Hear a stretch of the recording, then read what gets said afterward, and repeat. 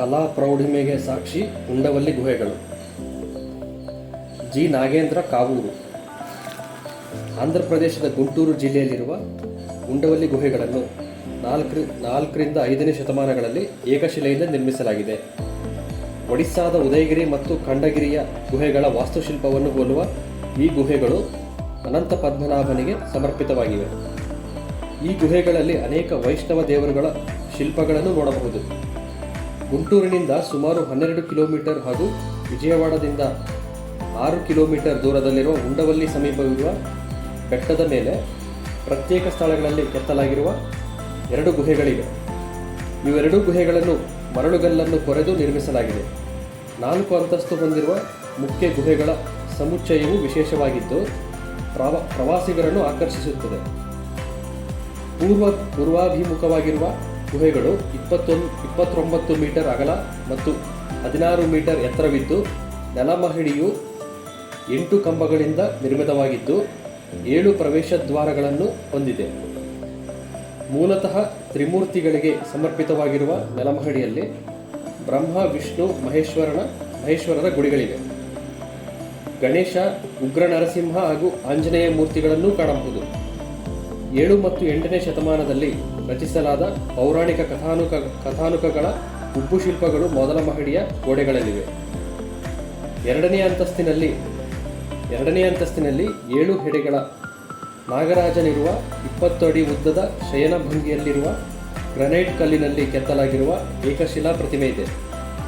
ಈ ಪ್ರತಿಮೆಯು ಅನಂತ ಪದ್ಮನಾಭನೆಂದು ಹೇಳುತ್ತಾರಾದರೂ ವಿಷ್ಣುವಿನ ಬಳಿ ಇತರೆಡೆ ಇರುವಂತೆ ಶ್ರೀದೇವಿ ಮತ್ತು ಭೂದೇವಿಯರ ಪ್ರತಿಮೆಗಳು ಇಲ್ಲದಿರುವುದರಿಂದ ಜೈನ ತೀರ್ಥಂಕರನ ವಿಗ್ರಹವಾಗಿರಬಹುದೆಂದು ಕೆಲವರು ಹೇಳುತ್ತಾರೆ. ಈ ವಿಗ್ರಹದ ಪಾದದ ಬಳಿ ಕೆಲವು ಮೂರ್ತಿಗಳ ಕೆತ್ತನೆಗಳಿದ್ದು ಮೂರ್ತಿಗಳ ವಿವರಗಳು ಲಭ್ಯವಿಲ್ಲ.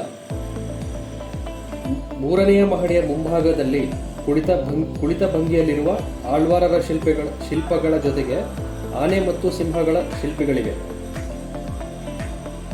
ಏಕಶಿಲೆಯನ್ನು ಕೊರೆದು ನಿರ್ಮಿಸಿರುವ ವಾಸ್ತುಶಿಲ್ಪದ ಅತ್ಯುತ್ತಮ ಉದಾಹರಣೆಯಾಗಿ ನಿಲ್ಲುವ ಉಂಡವಲ್ಲಿ ಗುಹೆಗಳಿರುವ ಪ್ರದೇಶವು ವಿಷ್ಣುಕುಂಡಿನ ರಾಜರ ಆಳ್ವಿಕೆಯಲ್ಲಿತ್ತು. ಬೌದ್ಧ ಧರ್ಮದ ಅನುಯಾಯಿಗಳಾಗಿದ್ದುದರಿಂದ ಈ ಗುಹೆಗಳಲ್ಲಿ ಮೊದಲು ಬೌದ್ಧ ದೇವಾಲಯಗಳನ್ನು ನಿರ್ಮಿಸಲಾಯಿತು ಹಾಗೂ ಈ ಗುಹೆಗಳನ್ನು ಬೌದ್ಧ ಸನ್ಯಾಸಿಗಳು ವಿಶ್ರಾಂತಿ ಗುಹೆಗಳನ್ನಾಗಿ ಬಳಸುತ್ತಿದ್ದರು. ನಂತರದ ಪ್ರದೇಶಗಳಲ್ಲಿ ಕೊಂಡವೀಡು ರೆಡ್ಡಿಗಳಲ್ಲಿ ಒಬ್ಬರಾದ ಮಾಧವ ರೆಡ್ಡಿ ಅಧೀನದಲ್ಲಿದ್ದ ಈ ಪ್ರದೇಶ ಮತ್ತು ಗುಹೆಗಳಲ್ಲಿ ಹಿಂದೂ ದೇವಾಲಯಗಳನ್ನು ನಿರ್ಮಿಸಲು ಉಡುಗೊರೆಯಾಗಿ ನೀಡಿದ್ದನು ಎಂದು ಸ್ಥಳೀಯವಾಗಿ ಲಭ್ಯವಿರುವ ದಾಖಲೆಗಳಿಂದ ತಿಳಿದುಬರುತ್ತದೆ. ಮುಖ್ಯ ಗುಹಾ ಸಮುಚ್ಚಯದಿಂದ ಸುಮಾರು 500 ಮೀಟರ್ ದೂರದಲ್ಲಿ ಮತ್ತೊಂದು ಗುಹೆ ಇದ್ದು 3 ದ್ವಾರಗಳನ್ನು ಹೊಂದಿದೆ. ಈ ಗುಹೆಯ 2 ಪಾರ್ಶ್ವಗಳಲ್ಲಿ ಗೂಡಿನಂತಹ ರಚನೆಗಳಿವೆ. ಎಲ್ಲೂ ಸಹ ದೇವರ ವಿಗ್ರಹಗಳಿಲ್ಲ. ಗುಹೆಗೆ ಹೋಗುವ ದಾರಿಯಲ್ಲಿ ಆಳೆತ್ತರದ ವೀರಾಂಜನೇಯನ ಉಬ್ಬು ಶಿಲ್ಪವಿದೆ. ಆ ಕಾಲದಲ್ಲಿ ಮರಳುಗಲ್ಲನ್ನು ಕತ್ತರಿಸಿ ನಿರ್ಮಿಸಲಾದ ಗುಹೆಗಳು ಮತ್ತು ವಿಗ್ರಹಗಳು ಶಿಲ್ಪಗಳ ಕಲಾ ಪ್ರೌಢಿಮೆಗೆ ಸಾಕ್ಷಿಯಾಗಿ ನಿಲ್ಲುತ್ತವೆ. ಬೆಟ್ಟದಲ್ಲಿರುವ ಗುಹೆಗಳು ಹಚ್ಚ ಹಸುರಿನ ಗಿಡ ಮರಗಳಿಂದ ಆವೃತವಾಗಿದ್ದು ಕಣ್ಣಿಗೆ ಹಬ್ಬವನ್ನುಂಟು ಮಾಡುತ್ತವೆ. ಮುಖ್ಯ ಗುಹೆಗಳ ಮುಂಭಾಗದ ಪ್ರದೇಶದಲ್ಲಿರುವ ಹಸಿರು ಹುಲ್ಲಿನ ಹಾಸಿನ ಮೇಲೆ ಪ್ರವಾಸಿಗರು ವಿಶ್ರಮಿಸಬಹುದು. ವಿಶ್ವ ಪಾರಂಪರಿಕ ಪಟ್ಟಿಯಲ್ಲಿ ಸ್ಥಾನ ಪಡೆದುಕೊಂಡಿರುವ ಈ ರಾಷ್ಟ್ರೀಯ ಸ್ಮಾರಕವು ಭಾರತೀಯ ಪುರಾತತ್ವ ಇಲಾಖೆಯ ನಿರ್ವಹಣೆಯಲ್ಲಿದೆ.